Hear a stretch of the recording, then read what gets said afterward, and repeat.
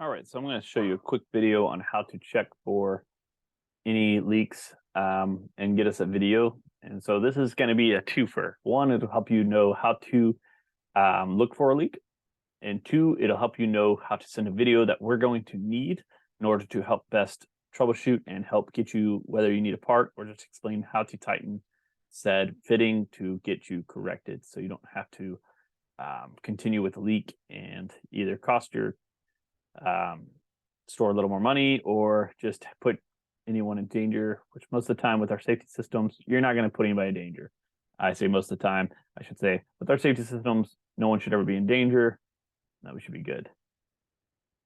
So right here, you're going to check this video right here.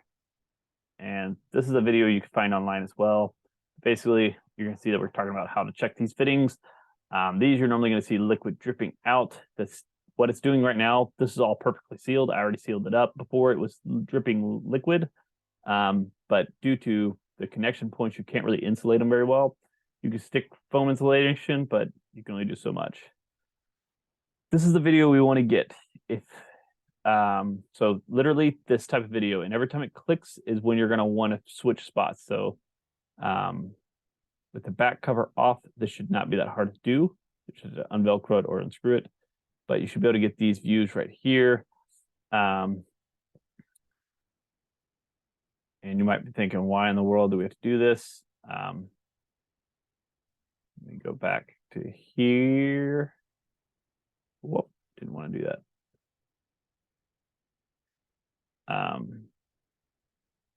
Sorry. There you go. So right here, why we need to get so far back into this thing. Front side's easy to see pretty easily on the beginning. This back side right here, you could leak here or here. Here would be just the union right here that we need to tighten, meaning we don't need a part. But if it's leaking at this spot right here, which is a little harder to see the frost, because the frost is there, but if it was leaking there, which is the gasket, it's like a sandwich together piece, then at that point we need to get a new gasket. Otherwise, tighten these is probably likely only going to crush it. The only reason we'd say try to tighten it, see if it corrects it, is if you just replace these gaskets and for some reason it was already leaking, at that point we'd feel comfortable that it's likely just loose and it needs to be tightened. That's rare though. So this view is important because we need to get the backside to see which part is possibly leaking there. Once it clicks and you kind of see nothing's happening there, you can switch and you'd want to get, I don't really have a great spot of that one, but you can basically get this spot right here.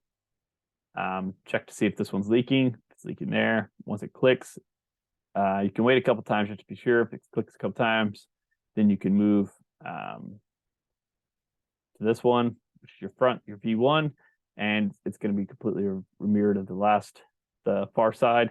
So basically, check here. Once again, if this part right here is leaking from this connection to this connection, then we just need to tighten this, which is once again reverse fitting. 12-inch adjustable pipe or wrench normally does that fine. But if it's one of these, then you'll likely need to get, once again, you'll need gaskets, and we'll have to get those ordered and get it sent to you if you don't have them on site already. But once the back removed, these videos are completely doable. You'll just need sessions running. Otherwise, if you don't have sessions running, your nitrogen stops right here. And unless you have enough pressure built up in this hose, in the line, it won't leak out of here normally. Sometimes you'll notice it. If it is leaking out of here before you even start a session, then at that point, we just need to hit the e-stop, purge the unit, make sure no nitrogen is in the unit and then the lines, and then run a dry cycle. If you have a blow dryer, you can blow this off to kind of thaw it out quicker. And once it gets thawed out, just tighten it. Once you get it tightened, you should be good to start it back up. Then at that point, you'll want to note and make sure there's no other leaks involved. Here. So one other view I believe I do get. These are plugs that if you didn't have a red seal, which these are black and white, if it's normally it's a red seal, if you didn't have that on there, technically ice could build up in there and cause a connection issue. I think I'd give you one more visual on this. that sometimes you might need, which would be, I lied. All right, so sometimes you might get the bottom left angle on there. That's where I did. First. All right, I don't.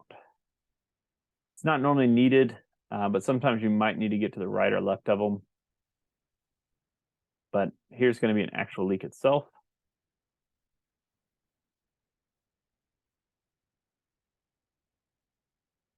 And don't know if y'all can hear it on this video, but you're going to hear clicking, and that's what's going to open up that valve, allow it to spray. But you can already see the left over here from the last time it opened. There it is. You can kind of see that leak.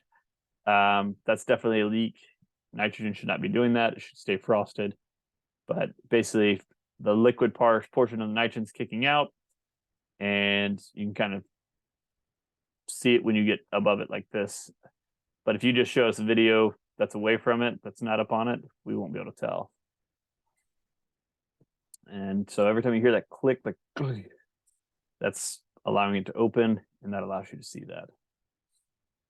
So anytime you're trying to look for a leak, basically get ready, move to the back, start a session on the Arctic. And once the Arctic session started, you can start recording on the back and basically wait for the clicks. And as soon as you hear the click, try to get video of where you're seeing it come from.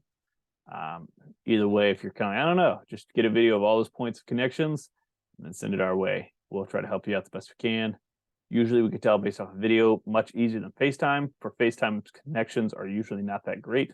So this is why we highly encourage getting a video, because it's much easier for us to do that rather than struggle with the connection of a FaceTime. And normally it causes you to be delayed on getting a response or getting it resolved. All right. Hopefully this is helping y'all, and hopefully we can make sure all your issues are corrected.